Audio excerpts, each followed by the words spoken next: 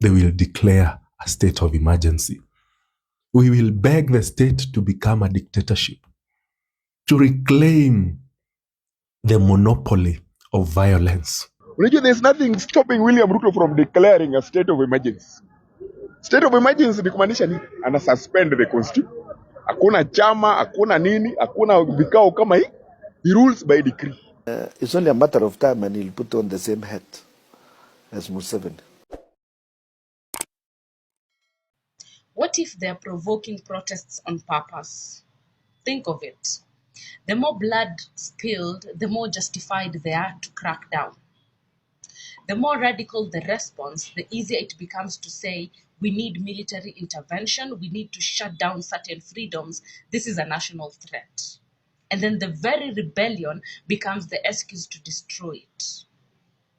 What if they want to delay international processes? Because if foreign investors were due to come or the IMF was set to check public finance, then unrest gives them a reason to pause accountability. They could say due to the current situation, certain audits or democratic processes will be suspended.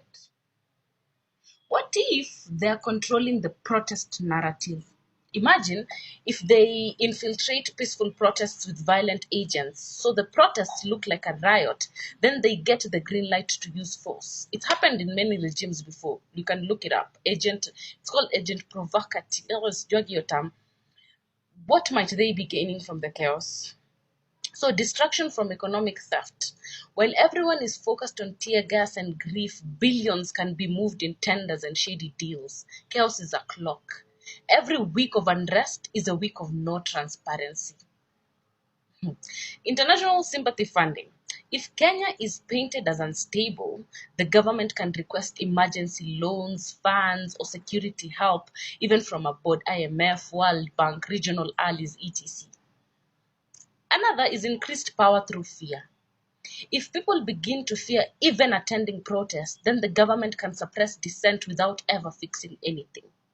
They want to train the population like dogs with electric fence back and get shocked. State power is designed to protect assets, not lives. When people die, the government's power isn't threatened, but when buildings burn, those are symbols of power, parliament, KRA, IG offices. That's when they panic, not for moral reasons, but because power is being physically challenged. There's nothing stopping William Ruto from declaring a state of emergency. State of emergency ni kumaanisha nini? Ana suspend the constitution. Hakuna chama, hakuna nini, hakuna vikao kama hii. He rules by decree. There's no alternative to William Ruto. Hao watu wameona hawawezi senda William Ruto ndio sasa wanachochea nyinyi ati hawezi ngoja hata uchaguzi ya 2027. Wanataka wachochee vijana wengine hata wana ID to storm state house. With every passing protest, goons are getting organized. They're getting bolder. They are burning businesses, burning even police stations. And it is only a matter of time before they get organized and start terrorizing us. Start taxing businesses. It's either you pay up or we ban your business. It's either you pay up or we ban your matatu or bus. And they start terrorizing us in our homes, stealing from us, raping our women. It's only a matter of time before they start saying, it's either you pay up or we don't give you protection in your home. And we will have had enough of them. And we will beg the states to come to our rescue. We will beg the state to use every machinery they have to rid us of this problem. You see, in the past we have called this regime a killer regime, a regime of killers. But we will beg them to kill for us to be safe. And that is when they will declare a state of emergency.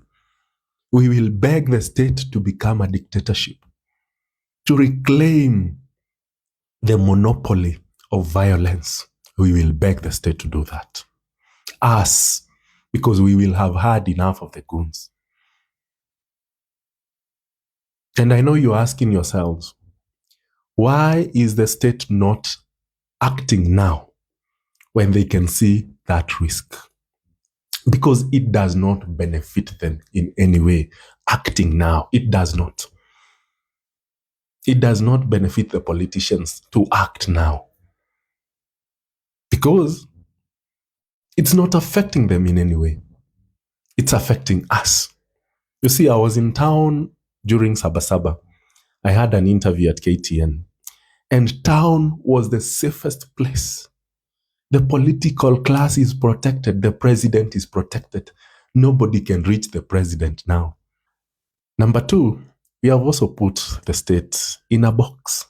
If they act with force, it is a problem. If they do not act, there is a problem. So what do? They choose a path that benefits them, of allowing things to take their course. And that is why I'm cautioning against any more protests before sorting out this gun issue. Because if we call any more protests, we will be playing right into the hands of this government. We will be empowering the goons more. And it will act against us. So let us be careful with these goons. Let us be careful with these protests. And I'm not here to spread fear or what. Just to tell you the truth. That's how goons evolve. They start from disorganized goons. They move to more organized goons. And then they move to become malicious. Like the Mungeke. Yes, that's the nature of things. So let us be careful. William Ruto, you can understand him by the friends he keeps, even internationally. His best friend is Museveni of Uganda. You see how Museveni is dealing with Besigye. That is the William Ruto you're looking for. It's only a matter of time and he'll put on the same hat as Museveni, not the same Mukwachu. And he would want to do the same thing on all the opposition leaders as Museveni does on Besigye. Ela, uski kuna njama ya Kasongo could declare state of emergency in 2027. State of emergency is whereby government inajipea powers zenye ni extraordinary to deal with a certain crisis. For example, war, a political crisis, ama economic crisis. How will that happen? Martha Karua akiwa pale Narok ameambia watu leo ati Kasongo amepanga vile 2027 the country itakuwa in an arrest, alafu ataekelea the opposition leaders au ni akina Gachagua ama kila mtu yeyote mwenye atakuwa opposition aseme country haina amani, alafu aseme hakutakuwa na elections. That's how ata declare state of emergency na aendelee kuserve akiwa preso. Usikini ngori.